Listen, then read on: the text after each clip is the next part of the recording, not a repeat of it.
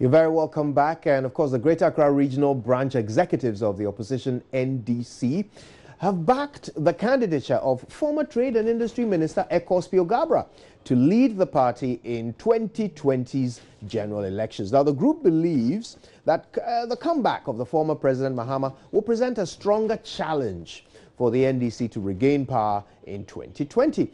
What does this action mean for the party? Will these branch executives be punished?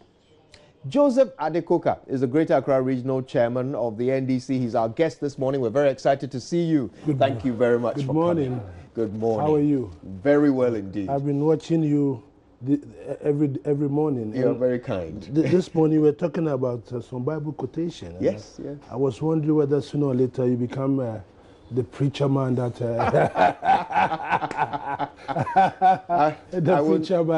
I won't go in that direction. You won't go in that direction. I don't know what I'll do with the collection bill. I tell you, you have a piggy box. I might open my own consolidated bank. Exactly.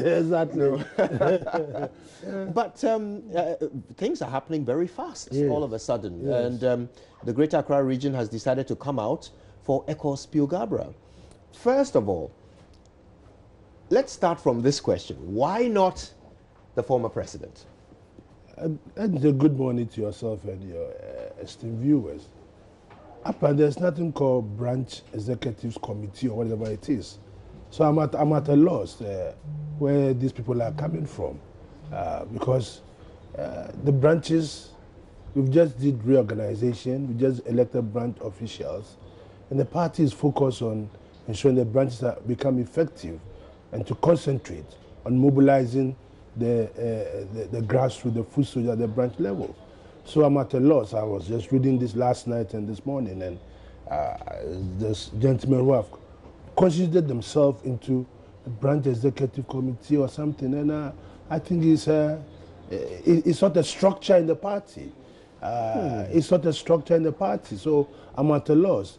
You see, only last week, when nominations was open for the flag bearership, the national general secretary of the party, Honorable Asenu Nkete, made a statement that individuals can pledge their support to candidates, but collectively, executives collectively cannot do that.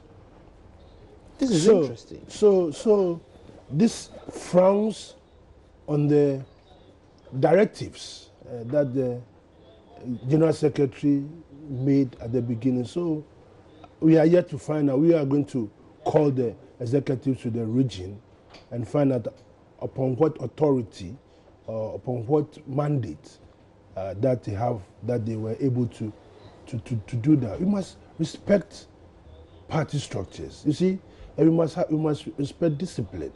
We are trying to reorganize the party to forge unity so that we can prosecute the 2020 agenda with a common purpose.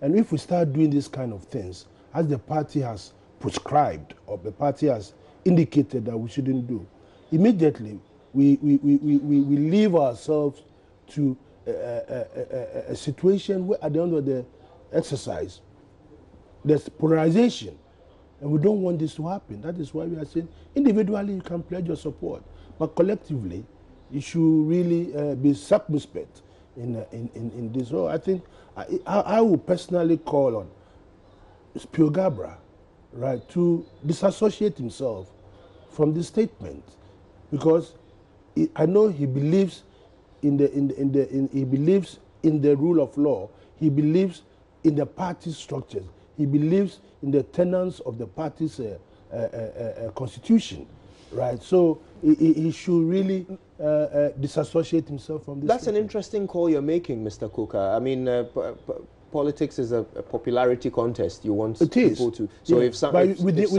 within certain rules and regulations. So should it not rather be your responsibility at this point as the chairman of the region to investigate this? I just told you. Yes. I just alluded earlier. Rather than asking the person who is being supported because to he is part of the party, is part of the regulations that have been laid down, right? So if everybody starts calling for everybody, how would the market be like? Now, let's assume another group of branch executives also gets up and go to make similar statements. I mean, you understand the chaos, that chaotic situation that we'll be in. Okay. Because somebody can also go and organize. Like you said, it's a popularity contest. So somebody can go somewhere and also organize people to come in. But that is what the party wants to avoid. So that within the party, within the branches, we don't have conflict. We don't have a way where this man is supporting this person and this person is supporting this, and then all of a sudden you find this chaotic situation where at the end of the day, if the person that you are supporting does not win, you have a situation where you decide, well, I'm not going to vote, and it will not inure the benefit of the party. Right. Yeah. So recently you had your constituency elections. Interesting results. There seemed to be some change. Oh, definitely, definitely. I mean, there will be, in terms of democratic credence or democratic activities, definitely there will be old and the new. It is good for people to be shared out, and it's good for people to come on board. So that has no, it rather blends. You have a new blend of new ideas, the old ideas blending together to move the party forward. That's expected anyway in a democracy. Some people retired, people decide not to go further, to continue, and others have come on board. So I don't think there's anything untoward about that. Do you think it signals some desire for change in leadership generally? No, it shows a desire for people wanting to be included.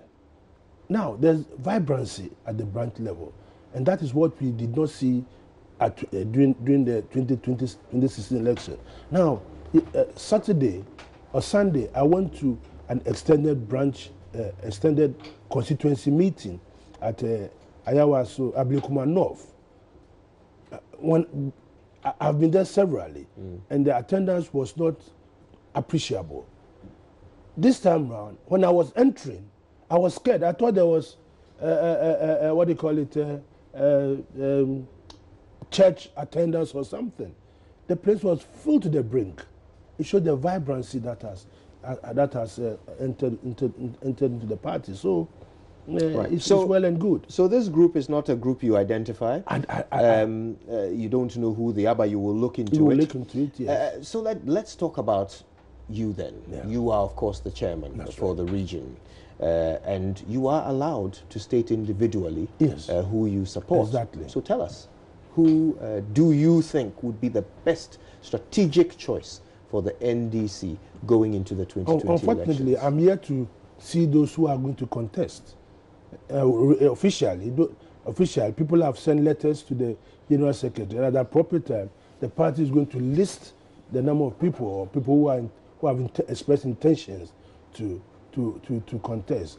And I think I should be the last person to come out and say, because you need to listen to the views and ideas of people down there.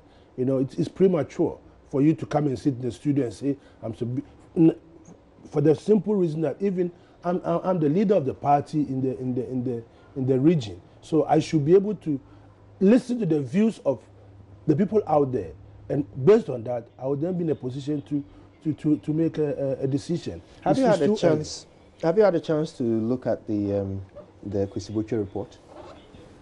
I haven't read it, but I've been informed. Snipers of it have been. I've been at a meeting where the report has been read. Various parts have been read. What went wrong? Even before the Kwesiboche report, we in Greater Accra had commissioned a report already.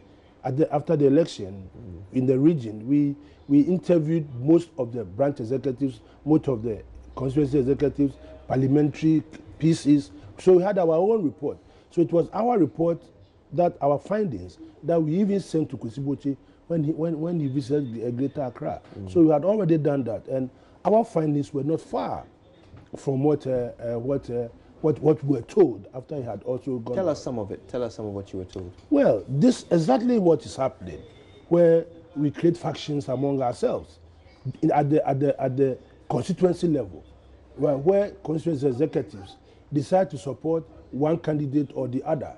And when that happens, even the executive level, there's a split, right? So you have executives who have to sit to administer, to do administrative works following a candidate. You have the chairman or the secretary on one side, the organizer on the other side.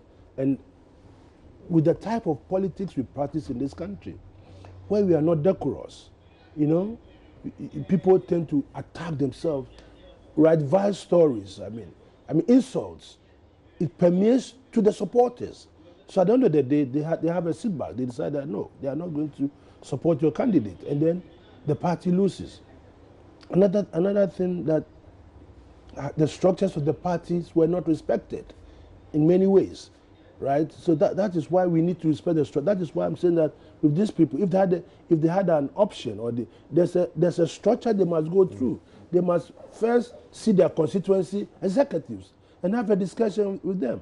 They've bypassed that and they've gone to do a press conference. I'm even expecting the constituency executives to take cognizance of this and act before even the region take cognizance of. So we must do things right. We did a lot of things wrong, and it culminated in our defeat.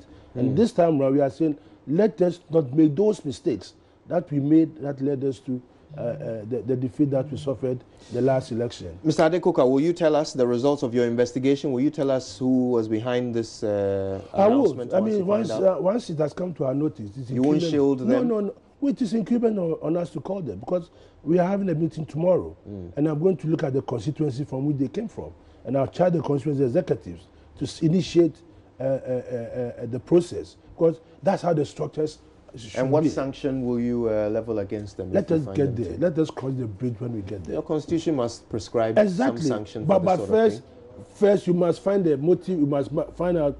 Maybe it was an individual statement. If it's an individual statement, the person can get away with it.